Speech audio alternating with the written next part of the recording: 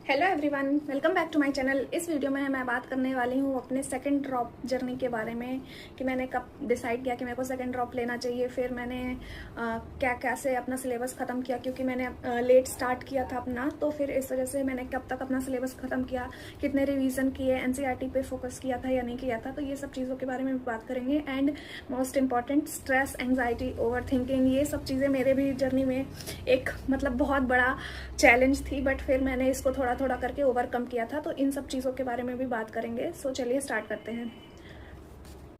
सबसे पहले मैं डिसाइड ही नहीं कर पा रही थी कि मेरे को ड्रॉप लेना चाहिए कि नहीं लेना चाहिए, बट फिर मेरे पेरेंट्स ने बोला कि नहीं, एक बार और ट्राई करके देखो।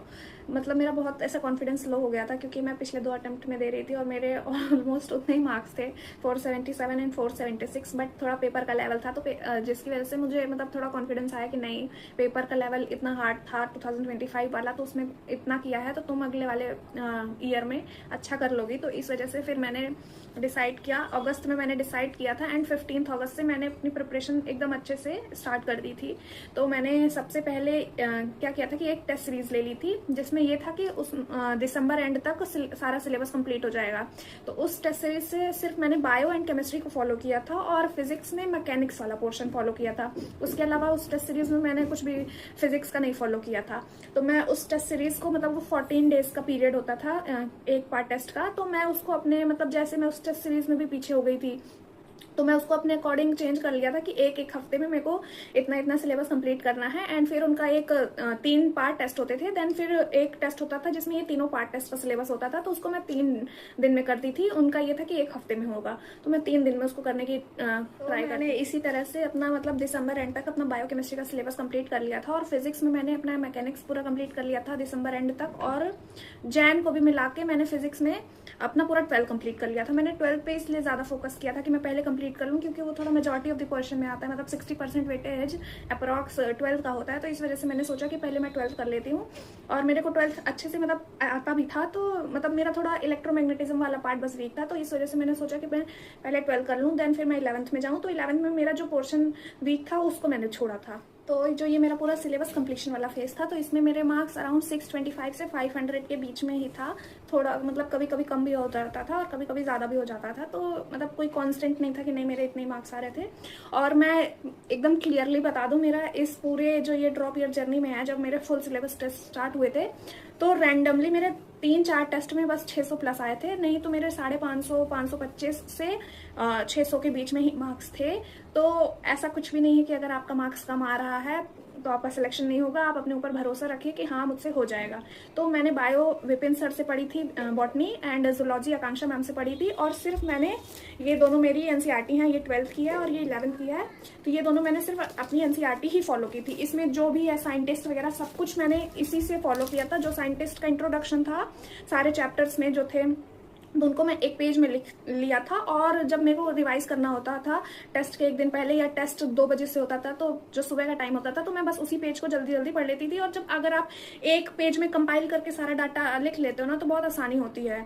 तो ये मैंने किया था। और केमिस्ट्री मैंने फिजिकल केमिस्ट्री फैजल सर से कंप्लीट की थी, अपनी organic chemistry Yogesh Jain sir से कंप्लीट की थी, और जो मेरी इनऑर्गेनिक केमिस्ट्री थी, तो वो मैंने अपने पिछले जो ड्रॉप था, मेरा पहला ड्रॉप था, उसमें अच्छे से पढ़ा हुआ था। तो मैंने इसमें सिर्फ रिवीजन करने के लिए साक्षी गौरव मैम से मैंने पढ़ा था, एंड हितेश चोपड़ा सर से मैंने पढ़ा था अच्छे से, जो डिटेल लेक्चर उनका 1 शॉट वगैरह था 7-8 घंटे वाले, और मोहित दादित सर से पढ़ा था।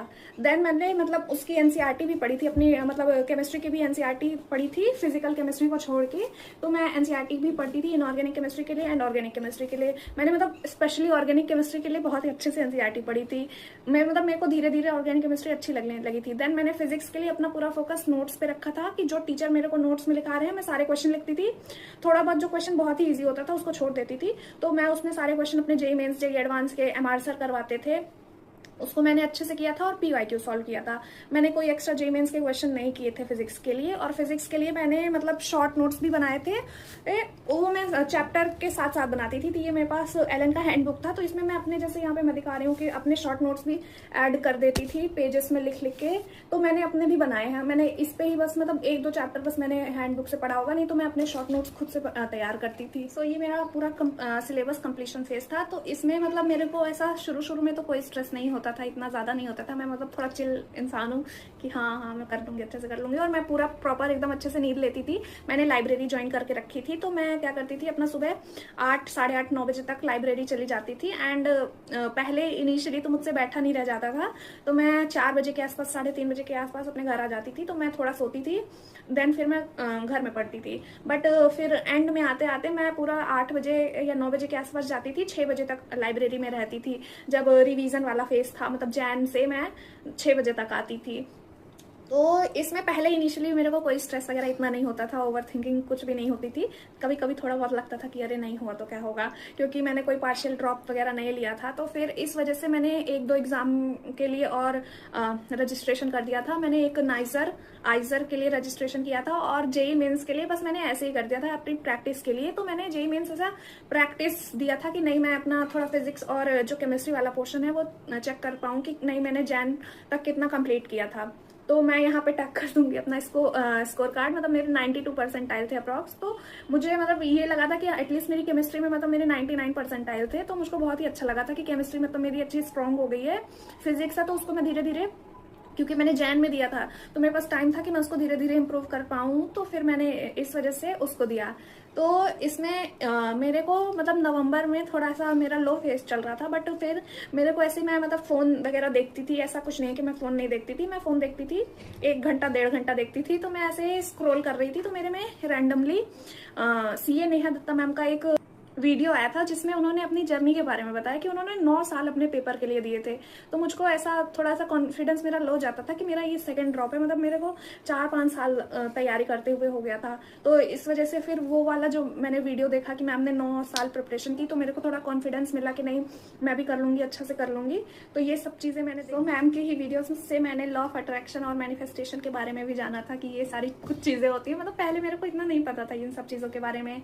फिर मैम ने ही मतलब बताया था कि ऐसे ग्रेटिट्यूड शो करना चाहिए, और पॉजिटिव सोचोगे तो मतलब जो आप सोचते हो वो चीज़ें आपके साथ होने लगती हैं। ऐसे मतलब पॉजिटिव एनर्जीज के बारे में भी मैम ने ही बताया था। देन मतलब एक मेरे को उनकी स्टोरी बहुत ही अच्छी लगी थी कि एक लेडी थी, तो उसको एक घर बहुत पसंद आ गया था और उसका डाउन पेमेंट करना था।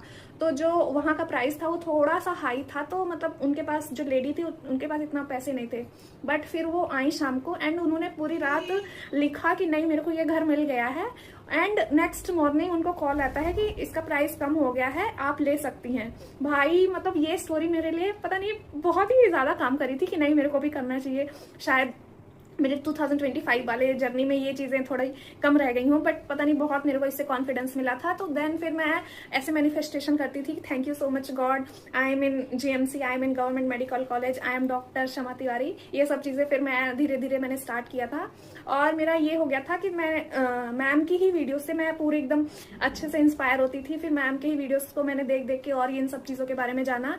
एंड जब भी मेरे को कभी भी स्ट्रेस होता था पढ़ते टाइम या ओवर थिंकिंग में करने लगती थी, तो फिर मैं कुछ भी नहीं, बस मैं नाम जप करने लगती थी। आप किसी भी भगवान जी को मानते हैं, आप अपने रिलीजन के अकॉर्डिंग कर सकते हैं। तो मेरा ये था कि मैं ओम नमः शिवाय, ओम नमः शिवाय, जब भी मेरे को कभी भी स्ट्रेस होगा तो मैं ये बोलने लग जाऊंगी, नहीं तो ओम नमो भगवते वासुदेवाय नमः। पता नहीं मेरे दिमाग में ऐसे ही आया, एंड मैं शुरू हो जाती थी कि नहीं 2-3 मिनट बाद अपने आप सब ठीक हो जाता था, आप अपना फिर से स्टडी कर पाएंगे। तो ये सारी चीज़ें मेरे को बहुत ज़्यादा हेल्प करी थी।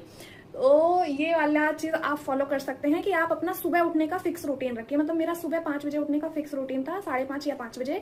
देन मैं शावर लेती थी और अपने छत में चली जाती थी। तो वहाँ पे मैं 30 मिनट का वॉक भी कर लेती थी और साथ साथ में अपना ग्रेटिट्यूड भी शो कर लेती थी कि थैंक यू सो मच भगवान जी, जो आपने दिया है बहुत ही अच्छा है मेरे लिए, एंड जो आपने नहीं दिया उससे भी अच्छा है, और जो भी कोई गलती हुई होगी उसको माफ़ करिएगा। मैं ट्राई करूंगी कि वो आगे रिपीट ना हो। देन फिर मैं अपना यही मैनिफेस्टेशन, मैं रिटर्न में भी मैनिफेस्टेशन करती थी और बोल के भी मैनिफेस्टेशन करती थी।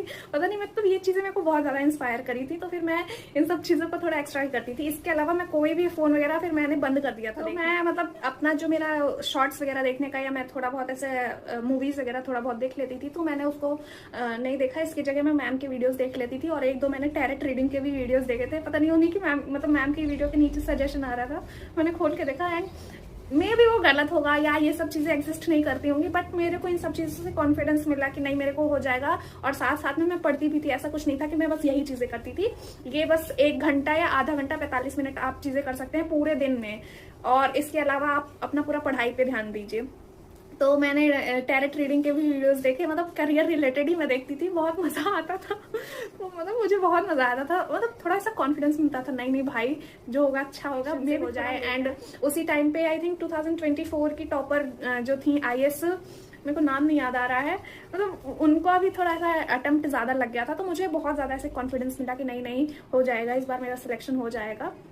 देन ये सब चीजें मैंने फॉलो की। और फिर मेरा ऐसे ही जैन में मैंने अपना क्या किया था, JEE मेंस का एग्जाम दिया, एंड उसमें मेरा मतलब ऐसा 92 परसेंटाइल आई थी।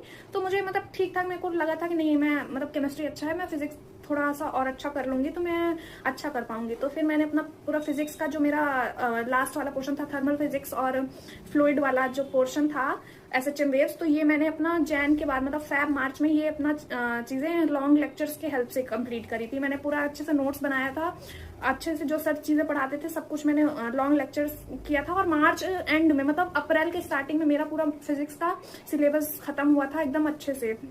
मैंने कोई जल्दबाजी नहीं की थी कि अरे मेरा नहीं हुआ तो मैं वन शॉट ले लूं, नहीं, मैंने पूरा ऐसा डिटेल देखा था। और जो जो चैप्टर मेरे होते जाते थे तो उनका रिवीजन करने के लिए टेस्ट आता था, तो मैं शॉर्ट नोट्स बना के रखा था, और कभी कभी मैं वन शॉट भी यूज कर लेती थी। मैंने बताए हुए हैं अपने प्रीवियस वीडियोस में कि वन शॉट मैं कहाँ से लेती थी। मतलब ये सारी चीजें मेरे को बहुत, मतलब आप मान नहीं सकते, जो ऑनलाइन प्लेटफॉर्म है ना भाई, ये फोन ने मेरी बहुत ज्यादा हेल्प करी है। मतलब सेल्फ स्टडी मैं खुद से अगर नहीं कर पाती थी तो मैं फोन में कोई लेक्चर खोल दिया, उसमें 1-2 घंटे में सारा चैप्टर कंप्लीट करा रहे हैं।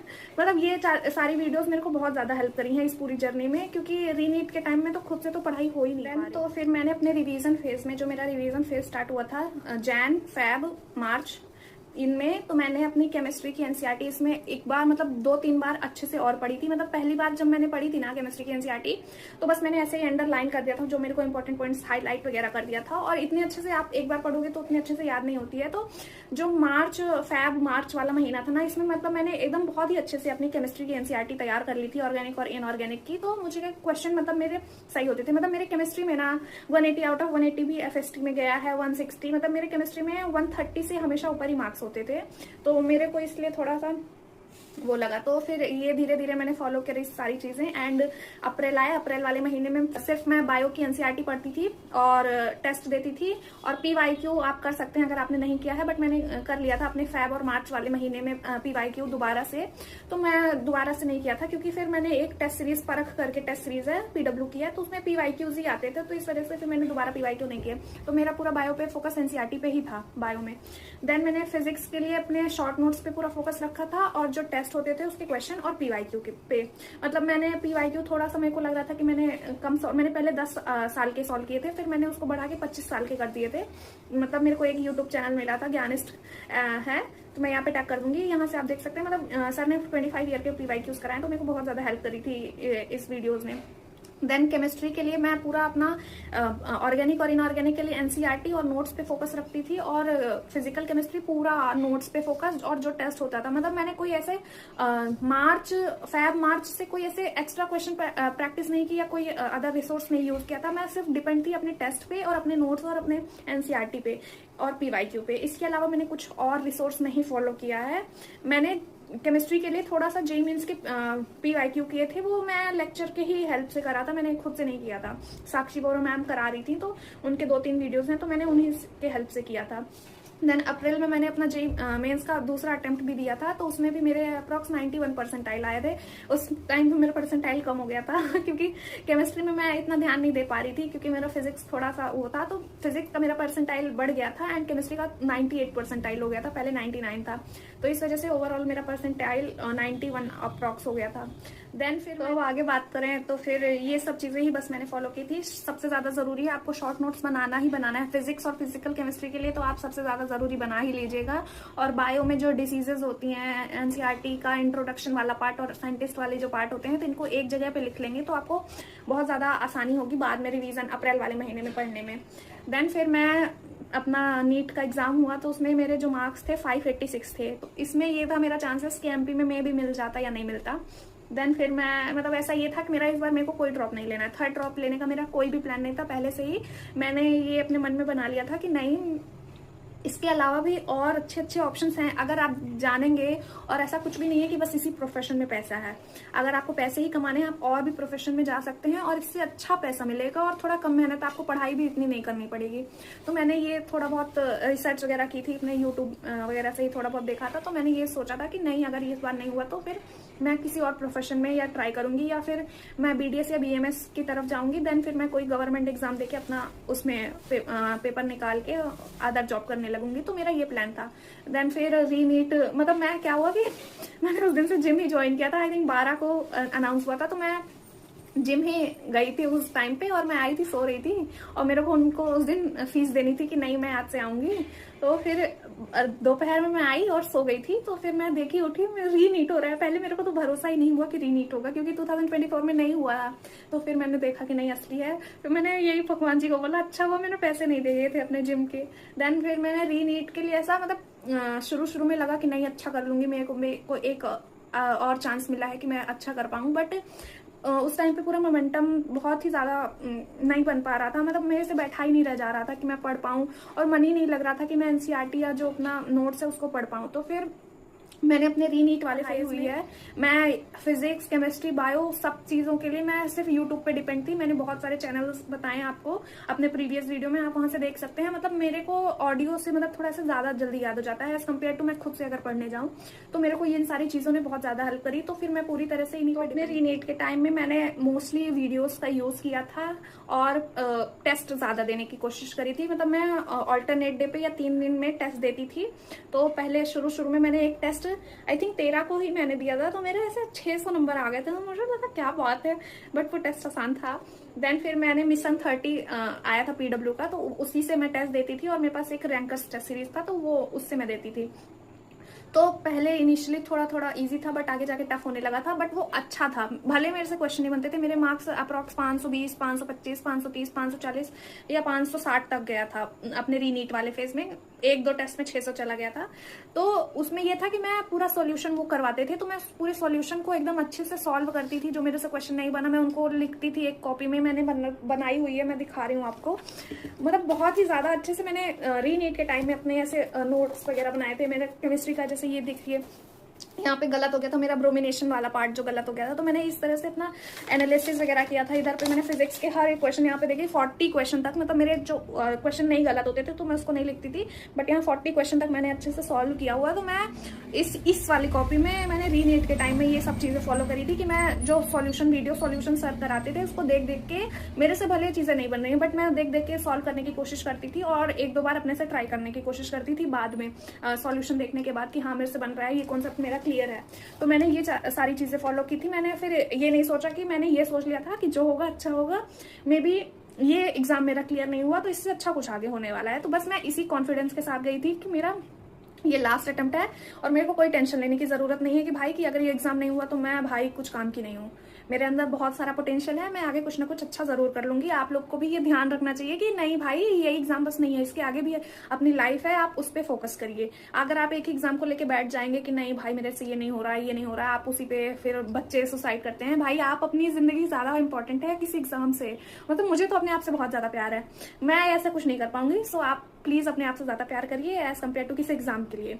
तो इन सब चीजों पे ध्यान रखिए और जो जिस तरह की सिचुएशन है आप उसमें एडजस्ट करने की कोशिश करिए। अब जैसे मेरे पास रीनीट का एग्जाम आया, उसमें मुझसे पढ़ाई नहीं हो रही थी, तो मैंने यूट्यूब में वीडियोस का इस्तेमाल किया पढ़ने के लिए। तो आप इन सारी चीजों का इस्तेमाल कर सकते हैं। जब आपसे पढ़ाई नहीं होगी तो इन सारी छोटी छोटी वीडियोस का इस्तेमाल कर सकते हैं। मैं यही बोल रही हूँ, आप जिस सिचुएशन में है, अगर आपसे नहीं हो रहा है आगे पढ़ने का, आपका नहीं मन है कि मैं इस फील्ड में जाऊं, तो आप कुछ और कर सकते हैं।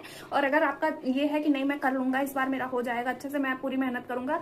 देखिए ड्रॉप लेने का सब डिसाइड कर लेते हैं, बट परेशानी शुरू में नहीं, लास्ट में जैन फैब मार्च अप्रैल वाले महीने में आती है। वहां पे बहुत ज्यादा स्ट्रेस बढ़ जाता है, हम ओवर थिंकिंग करने लगते हैं, नेगेटिव सोचने लगते हैं। तो सबसे ज्यादा प्रॉब्लम लास्ट वाले फेज। मेरे साथ ये हुआ था कि एक टाइम पे मैं रीनीट के टाइम पे तो मुझको ऐसा लग रहा था कि भाई हो जाए, बस पेपर हो जाए किसी भी तरह से, मतलब मैं इस पेपर से थोड़ा छूट जाऊं। मतलब बहुत ज्यादा हेक्टिक हो गया था, मतलब परेशानी हो रही थी कि नहीं बस हो जाए। मैं ये नहीं सोच रही थी कि क्या रिजल्ट आएगा, मैं ये सोच रही थी कि जो भी रिजल्ट आएगा बस एक बार ये पेपर हो जाए। तो ये सारी चीजें बहुत ज्यादा फेस करनी पड़ती है। तो आप बहुत अच्छे से सोच समझ के अगर आप ड्रॉप लेने का डिसाइड कर रहे हैं तो बहुत अच्छे से सोच समझ के अपने पेरेंट्स से डिस्कस करके एकदम अच्छे से क्लियर माइंड होके ड्रॉप लीजिएगा। क्योंकि शुरू शुरू में हमको बहुत लगता है कि नहीं नहीं हम कर लेंगे, बट लास्ट में आते आते हम थक जाते हैं कि नहीं हो रहा है अब हमसे। सो आप ये चीजें कर सकते हैं। एंड मैं आपको एक चीज बताऊंगी कि ये सब कुछ जो चीज़ें मैंने सीखी मैम की वीडियो से ही सीखी थी। तो वैसे मेरा 20 तारीख जो 21 का अपना रीनीट का एग्जाम था, तो 20 तारीख को ऐसे मेरे से पढ़ाई नहीं हो पा रही थी। तो मैं ये देखे, मेरे पास डायरी है, मैंने ये देखे डेट भी है 20 की है। तो मैंने ये अपने जो मेरे मन में था मैंने सब कुछ लिख दिया था, और मैंने ये भी लिख दिया था कि thank you so much God मेरा सिलेक्शन हो गया है। आप ये सब चीज़ें अपने मतलब डेली रूटीन में से ऐड करके कर सकते हैं कि आप मतलब या तो सोने जा रहे हैं तो उसके पहले जो जो आपको आपके अंदर बातें हैं जो आप किसी से नहीं बोल पाते। मतलब ऐसे कि मेरी इस पूरी जर्नी में ऐसा कोई ऐसा फ्रेंड नहीं था, मैंने सबसे डिस्टेंस रख लिया था कि नहीं 1 2 3 थे तो उनसे कभी मतलब रेयरली बात होती थी। तो मैं ऐसे मतलब बहुत आइसोलेट हो गई थी, कोई किसी से कनेक्शन नहीं था इतना। मैं अपने घर में ही रहती थी, मेरे फैमिली वाले थे, मेरा भाई था, तो मेरी बहन थी, तो इन्हीं सबसे जो शाम को बात होती थी तो हो जाती थी। एंड मैंने किसी ऐसे दोस्तों से बात नहीं करी है। तो मैं इसी तरह अपना लिख लेती थी। मतलब 20 तारीख को बहुत ज़्यादा ही एंग्जाइटी हो रही थी कि क्या होगा क्या होगा। और मतलब ये हो गया था कि मेरे को तो ऐसा लग रहा था कि नीट में जो इतना मैं करके आई हूँ, रीनीट में मेरे से कुछ भी ना बने, मैं मतलब पूरी तरह से ब्लैंक हो जाऊँ। तो फिर इस वजह से मैंने ये सब चीज़ें लिखी। एंड फिर उसके बाद धीरे धीरे मैं सो गई, सुबह उठी, मेरे से जितना हो पाया मैं पढ़ी शॉर्ट नोट्स के हेल्प से, या एनसीईआरटी के पॉइंट्स वगैरह जो बायो के थोड़ा सा भूल जाते हैं तो उन सबको याद किया। एंड मैं अपना एग्जाम देने चली गई। मैं एग्जाम हॉल में पहुंची, मेरे को तो ऐसे बहुत डर लग रहा था, बट फिर पता नहीं मतलब मेरी मम्मी ऐसा कोई व्रत की थी तो मुझको ये इतना पता था कि पीपल के पेड़ में वासुदेव जी की पूजा होती है। भाई मैं अपने सेंटर में गई एंड मेरे क्लासरूम के जस्ट सामने पीपल का पेड़ था। भाई मुझको बहुत ज्यादा खुशी हुई कि एटलीस्ट चलो भगवान जी मेरे साथ है। मतलब फिर अगर आप अच्छी अच्छी चीजें सोचते हो ना तो आपके साथ बहुत ही अच्छी अच्छी चीजें होती हैं। मतलब आप बिलीव नहीं करोगे, बहुत ज्यादा उससे मेरे को कॉन्फिडेंस मिला था कि मैं स्ट्रेस वगैरह ना ले इन सब चीजों में भी। किसी को लगे कि नहीं ये सब चीजें ऐसी ही हैं, भाई आपको लग रहा है आप मत करिए, बट मेरे को इन सब चीज़ों ने बहुत ज़्यादा हेल्प करी, मेरे को बहुत ज़्यादा कॉन्फिडेंस मिला। एंड फिर ये हुआ, मैं अपना पेपर पहले बायो मैंने सॉल्व किया, बायो तो मुझको थोड़ा आसान लगी। एंड मैं सोची भाई चलो कुछ ना कुछ हो जाएगा, मैंने बायो सॉल्व किया। देन मैं केमिस्ट्री पे गई। केमिस्ट्री मतलब मुझसे पहले शुरू में 8-10 क्वेश्चन नहीं बने थे। मतलब जब मैं पहले राउंड में, मतलब मोस्टली मेरा ये होता है कि मैं पहले राउंड में ही क्वेश्चन अटेम्प्ट कर लूँ, मैं सेकंड राउंड में नहीं कर, मतलब पहुंच ही नहीं पाती हूँ। मतलब और मैं अगर सेकंड राउंड का ट्राई भी करूँ ना फिर मेरे से क्वेश्चन ही नहीं बनते थे। तो इस वजह से मैं पहले राउंड में करी, मेरे से 8 क्वेश्चन नहीं बने थे। देन फिर मैं फिजिक्स में गई, भाई फिजिक्स तो और ही मुझसे नहीं बन रही थी। फिर मैंने धीरे धीरे तो भी कर करके जो भी मैंने अपने आप को रिलैक्स किया। एंड मेरे को स्ट्रेस हो रहा था तो मैं बस यही अपने मन में ओम नमः शिवाय कर रही थी। एंड मैंने आपको थोड़ा रिलैक्स किया एंड मैंने सॉल्व करना शुरू किया। धीरे धीरे मैं क्वेश्चन भी छोड़ रही थी और फिर मैं धीरे धीरे मैंने अप्रॉक्स 35 क्वेश्चन अपने फिजिक्स में कर लिए थे। माइनस मार्किंग भी मेरी बहुत ज़्यादा हो गई थी फिजिक्स में, तो 35 क्वेश्चन मैंने किए थे, उसमें माइनस मार्किंग हो गई है। तो फिर क्या हुआ कि मेरा ऐसा टाइम ही मेरे को याद ही नहीं आया कि OMR भी भरनी है, और मेरे पास कितने 20 मिनट बचे हुए थे। और जनरली मेरे को टाइम थोड़ा ज़्यादा लगता है OMR भरने में। मैं मतलब यहाँ पेपर देने जाती थी तो मैं 30 मिनट पहले अपना OMR भरना स्टार्ट कर देती थी।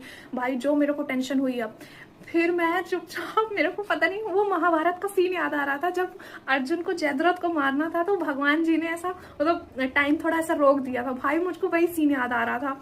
मैं भाई भगवान जी से प्रे कर रही थी थोड़ा सा टाइम आराम से होए, मैं जल्दी जल्दी अपना OMR भरने।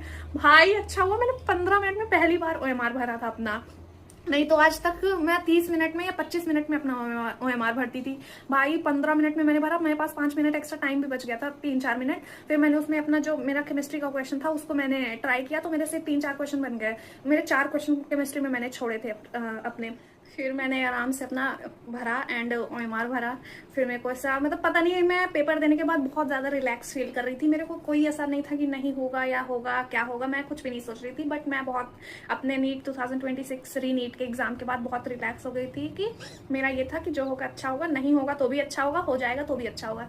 देन मैं घर आई, मतलब ऐसा थोड़ा सा डर था कि अरे यार फिर से वही हो गया, फिर से मेरे साथ नहीं बने क्वेश्चन, मेरे को ऐसे बट फिर मैं हो गया घर आई तो पहले तो नहीं चेक कर रही थी मैं, फिर बट जब आंसर की आई तो फिर मैंने खुद से चेक किया। मतलब मैं रीनीट के टाइम में ही खुद से मैंने अपना पेपर चेक किया है, नहीं तो मैं पहले कभी अपना पेपर खुद से नहीं चेक करती थी, मेरा भाई चेक करता था। फिर मैंने चेक किया तो मेरे पहले मतलब ऐसे मोशन के आंसर की से मैंने चेक किया था तो मेरे 530 आ रहे थे, 530। फिर जब अपनी वो वाली प्रोविजनल आंसर की आई थी तो उसमें मतलब मेरे को एक क्वेश्चन में थोड़ा डाउट था तो मेरा 545 बन रहा था, तो मुझको लग रहा था कि हो जाएगा कुछ ना कुछ। बट मैं इस पूरे फेज में जब मैं रीनीट का एग्जाम देके आई थी, बिलीव नहीं करेंगे, मैं बहुत ज्यादा रिलैक्स थी कि जो होगा अच्छा होगा, और पता नहीं बट अच्छा ही हुआ, जो होगा सब अच्छा हो गया। एंड फिर रिजल्ट आया, 550 मेरे नंबर हैं और मेरी रैंक 37,311 है। तो मुझे ऑल इंडिया काउंसलिंग से कोई कॉलेज नहीं मिलेगा, ऑल इंडिया कोटा से, बट मेरे खुद के स्टेट में मेरे को मतलब 5th 6th नंबर का अच्छा सा कॉलेज मिल जाएगा। तो मैं बहुत ज़्यादा खुश हूँ, फाइनली सिलेक्शन हो गया है। तो आप बस यही सोचिए कि जो होगा अच्छा होगा। मे बी ये एग्जाम आपसे नहीं क्लियर हो रहा है, इससे कुछ अच्छा आपके जिंदगी में लिखा हुआ होने को, तो आप ये मत सैड मत होया करिए कि नहीं नहीं, आप जितना अच्छा सोचेंगे उतना ही अच्छा होगा। मतलब ये मैंने खुद एक्सपीरियंस किया है तो मैं वो चीज़ें आपको बता रही हूँ। तो आप रोज यही सोचा करिए कि हाँ मेरा सिलेक्शन हो रहा है, मैं बहुत ज्यादा खुश हूँ अपने सिलेक्शन से। इन सब चीजों के अलावा आप अपने पढ़ाई पे बहुत ज्यादा फोकस रखिएगा। मैं मतलब शुरू में 8 से 9 घंटे पढ़ती थी, और जब मेरा रिवीजन वाला फेज चल रहा था अप्रैल मार्च वाला, तो इसमें मैं 12 से 13 घंटे पढ़ती थी। तो आपको इतना पढ़ना ही पड़ेगा, और इसका कोई शॉर्टकट नहीं है कि आप बस पूजा कर लेंगे भगवान जी की, ये सब चीजें फॉलो कर लेंगे तो आपका सिलेक्शन हो जाएगा, ऐसा कुछ नहीं होने वाला है। So thank you so much मेरी स्टोरी सुनने के लिए। थोड़ा फनी है बट ठीक है, जो भी है मैंने अपना एक्सपीरियंस शेयर किया है। आपको अच्छा लगेगा तो आप सब्सक्राइब कर सकते हैं मेरे चैनल को। And bye bye, thank you so much.